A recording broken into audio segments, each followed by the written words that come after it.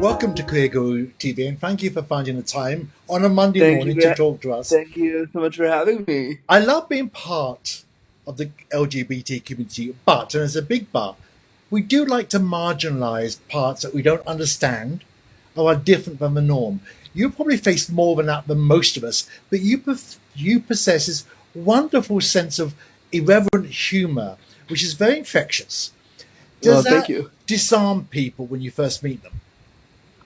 I hope it does. I mean, it's just part of my personality is to be funny, to be likable, and to be affable. And so I mean, I hope it does. I use my humor to highlight the fact that I'm disabled. I use my Yeah. humor to make people like I call myself a gimp. I call myself a, cripple. I play with things like, "Hey, want to touch my big joystick?" I play with that. I play with all that stuff because I know in our community it's very, especially for queer men that I Yeah. encounter, it's very sex based. Yeah. It's very much about we're gonna mess around right now. We're gonna do all this stuff together. So I try to use my strength, which is my disability, put put that in there and to make sure that that's always part of the Yeah, conversation.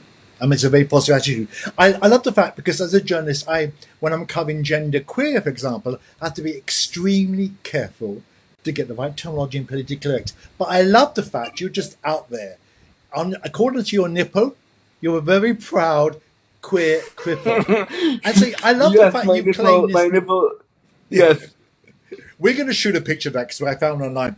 But I love the fact you claim back the word like we've claimed back queer. I love that. that words like fag. We like those Yeah, words are also coming back. I think. I mean, if a lot of the people who get offended by that word are yeah, not disabled. A lot of the yeah, people that I talk to who are offended are not actually disabled. yeah, They're people who are like, "Oh no, you can't say that," and I'm like, yeah. "Well, I know." Like the reason why I use the word is because I know it's gonna make people go, but I also know if you listen to why I'm using it and how I use it, I would never put that language on another disabled person without their consent. It's a word that I have taken back for me Yeah, to use personally, and if you're offended by that, then you don't understand what I'm trying to do. I'm trying to use shock and awe yeah, to make people pay attention to what I'm really trying to say, yeah. which is like, hey, I'm disabled and I deserve a space here. Would you be offended if I called that expression quite sexy? No, I wouldn't. Thank you. Okay, so when and how did you decide to use your personal skills to help others to be a consultant and a mentor? And why did you decide to use that? That's a loaded question. Okay. I started doing that when I was finished school. I finished my master's of law from a school in Canada, Carleton University, and I Hmm. was at home without a job, looking for work. And I was like, "Well, I don't know what I'm going to do. I'm really bored, and I was a little bit depressed, Hmm. and I needed a job." And I was like, I always wanted to do this queer disability thing. I always Hmm. wanted to talk about sexuality and disability. I've always loved that. Yeah. What if I just turned it into it? What if I just tried something? So I emailed a bunch of Canadian gay magazines and said, "Hey, have you ever profiled a disabled guy before?" And they all said, "Oh no, not really. We haven't." I was like, "Well, I have a bunch of stories that I want to share with you. Can we maybe do a Hmm. story or something?" And I thought, "Oh, they'd all say no," and a bunch of them did. Yeah. And then one of them said, "Oh, that's a great idea. Could we feature you as our like sexy guy of the month or whatever?" And this is like 8 or 9 years ago now. So I said, "All right, sure." Like I was okay. And within 30 minutes of that conversation, they had a guy at my house with the camera saying, "Okay, we're gonna film you. Like we're gonna shoot you now." And I was like, "Oh, that's okay. Let's move fast." And then I realized, like, so they did that, and people saw me on the cover, and people were like, Hmm. "Wow, this guy is really inspirational. Like this guy has a lot to say." And so I realized that this could get traction, Yeah. and so then I just started cold emailing like gay outlets like the Advocate and Hmm. Out Magazine and Yeah. Huffington Post saying like, "Hey, here's what I do. Can I pitch Hmm. some story ideas to you?" And they said sure. And this was back in the days when HuffPo didn't pay. It was all you just wrote stuff and they put it up. So I was like, okay, well, I got to get my feet wet. I Yeah. gotta learn how to do this. So I did a bunch for free and got a bunch of bylines in HuffPo. And Hmm. I realized people started commenting with both good and bad stuff, but it was getting traction. People were listening to what I had to say, and I was like, "This Hmm. is okay." And so I realized then that I could turn my lived experience of being disabled into something that I could also Yeah. then turn into a job. And so I was like, well, I also like speaking, and talking is easy for me, as you've probably guessed. Talking is easy for me. Yeah. So I was like, I can turn this into a job. So I went on like one of those make your own business card websites. Hmm. I made a card that said disability awareness consultant, Hmm. not even knowing what that was. I'm pretty sure that I like stole that terminology from some Yeah. website that I saw, and I was like, all right, well that's what I do. That's what I am now. So okay, here's what I'm gonna do. So I made a card and started passing it out and started like saying, here's what I'd like to do. I'd like Hmm. to speak at your school. I'd like to speak at your Yeah. organization. So I really did it from a I need money. I can use this to make some money, and also it's what I'm passionate about. Yeah. So it was really me saying, why don't I like so many people with disabilities want to Hmm. not use their disability to they don't want to do anything with it, Yeah. and Yeah. Yeah. my thought was, why don't I why not? This is it's my greatest selling point. Why don't I Yeah. Yeah. start using it? But not being totally honest with me. You did it partly 'cause you wanted to get laid. Oh, the party. Yeah, that part you wanted to get laid, and I like the part somewhere I where didn't you. get laid though. I know when I you didn't. mentioned that you're so busy mentoring other people to have sex that you don't get enough yourself. I like that fact. Well, I don't like the fact, but I like the fact you admit to it. Yeah, I know. I was so busy during that party, and this almost 5 years ago now. I was so busy at that party saying, "Oh my goodness, thank you for coming." I was so busy working. I didn't have sex that night. I was working. So, I mean, I wanted to get laid, but yeah, it Yeah, didn't happen. but you did get to strip off naked with David Wavy. I mean, not for that party, but I have been naked in a room with Davey Weavy Yeah, before. Yes, I saw yes. that. But I'm not the first Brit you've met. If you don't mind, do you mind telling us that story about The and friend of mine that I slept with. the Yep, Brit I the can share Brit? that story. Yes. So I met this friend, we're friends now. We actually saw, I was in the UK, this September actually. And we'd seen each other for the first time since that incident Hmm. for after 11 years. So it was really weird to see him again. But I met him online back in my college days. He was visiting my college town, and I just met him and said, "Hey, you want like I was looking for dick, basically," Yeah, and he was available. And I said, "Hey, you're good looking and cute, and you're British, and that's a thing I'm into." So like, really? so I'm an Yeah, Anglophile for yeah, sure. So I yeah. was like, that's the thing I'm into. So like, would you come to my place and we'll hook up? And so we did. And then we finished having sex. And so then he went to go pee, and he was in my dorm room. And anybody who understands how dorm rooms work back in the day, it was my room, my roommate's room, a common bathroom, and a kitchen. And he had gone to go pee, but he locked himself out of my room. And I was on the bed, unable to move, unable to help him because I'm disabled. So he couldn't get back in the room, and he was naked in my kitchen trying to figure out what to do. So he ended up knocking on my neighbor's, on my not my roommate, but the Yeah. next suite over, their door, and the guy didn't understand why there was a half naked man in the hallway with an erection asking for help. Um, so Okay.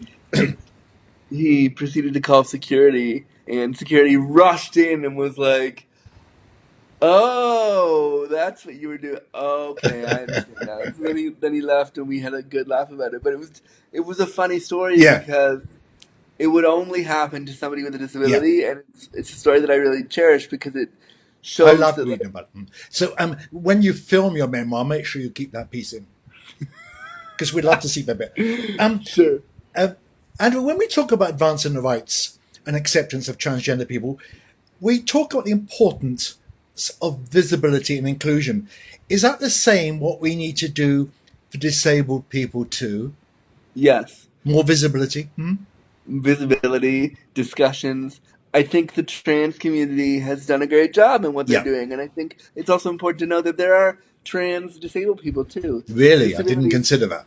Hmm. disability crosses all of these markers. So when we talk about trans visibility, we're also talking about disability visibility. So I think that all of these communities need to do a better job of working together to we're all fighting the same fight. We all want to be seen, we Hmm. all want to be recognized, we all want to feel like we're included. So why aren't we working more together? So I would say to all these communities, like, we're all great. Let's all work together, but let's not forget that all these communities intersect. Yeah.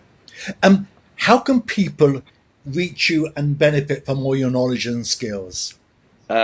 They can do it a couple ways. They can go on andrewgurza.com, my website. They can book me there for talks and stuff. Hmm. They can listen to my award-winning podcast, Are you on awards with it? Disability. Well done. I'm an award winner. Yes, award-winning podcast, Disability After Dark. Which is on all the podcast streaming places. They can follow me on Twitter at the Andrew Gurza, which is where I'm really super active with a lot of my advocacy. Social media has made it really easy for disabled people to have a voice when they can't necessarily be Mhm. somewhere. Yeah, they can do it in all those ways. Yeah, And yeah. for anybody watching, I have to tell you, this is not tame stuff he writes and talks about. It's not tame, it's No, fun. I'm being tame today for just for your show, but it's usually not. I know. If there's a disabled person watching this now who has been unable to accept their sexuality, what would you say to them? I would say you can come out whenever it's convenient for you, but I would say if it were me, I would try really hard to accept it earlier because your it'll make your journey that much easier for you when you also have to navigate disability. So take your time, do whatever you need to do to feel comfortable. But I would say for me, coming out early at just before 16 was actually a blessing for me because now I've had 20 years Hmm. to then come out again as disabled and Hmm. queer and try to figure out how all those worlds intersect. So I would say, don't be afraid of coming out because you're going to do it more than once. It's going Yeah. to be something you have to do consistently in your experience as a disabled and queer person. Hmm. So just because I came out at 15 doesn't mean I don't come out all the time about Hmm. my disability. So or my sexuality. So I would say just come out whenever it's good for you, but don't be Hmm. afraid of it. So, what plans do you have for the future that we need to know about? I just want to do more consulting, and I want to do more Hmm. speaking gigs, and I want to do more podcasting, and I would love to go and travel and do that. So if anybody wants, and I also I'm hoping to eventually write a book. Everyone Really? keeps telling me that I don't know. I'm not sure. Nothing's been decided yet, but everyone's Hmm. like, "Oh my God, you have so many things to say. Like, write a book." And so I'm looking into all those options. Okay.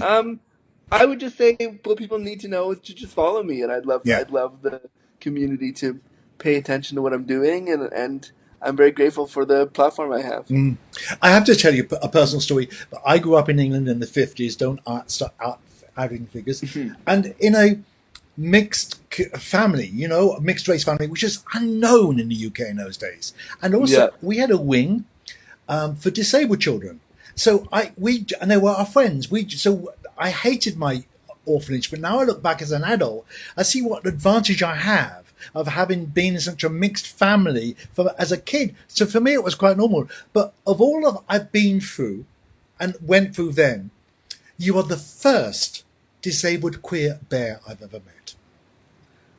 There are many of us out I there. know, I So, know. So and I want to meet more now because it's like, it's gone one step further. we're out there. Like, I know one or two that I could connect you with here in Yeah. Canada.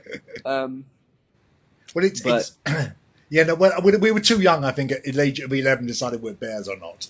I mean, we weren't bears at 11. I mean, you're not a bear until you're like, in your 30s maybe, Yeah. and you've tried to work out and you realize that doesn't work for you. Um, but no, I'm honored to be the first. Good. And have you ever been to Provincetown, which is my other home? I have not been to Provincetown. We need you there. You should come. You would love I've it. heard that it's a really dirty time, and I would love to be a part of that. So You, if you'd anyone be who's so organizing welcome during Bear Week, if not any other week. if anyone who's organizing Bear Week needs disability representation, hi, I'll do it. Let me I'm know. so continue watching for the credits because I'm running all Andrew's credits now. It's been great talking to you, and thank you so much for taking this time. It's been a great start to my Monday morning. Thank you Such a so pleasure. much. Thank you for having me so much.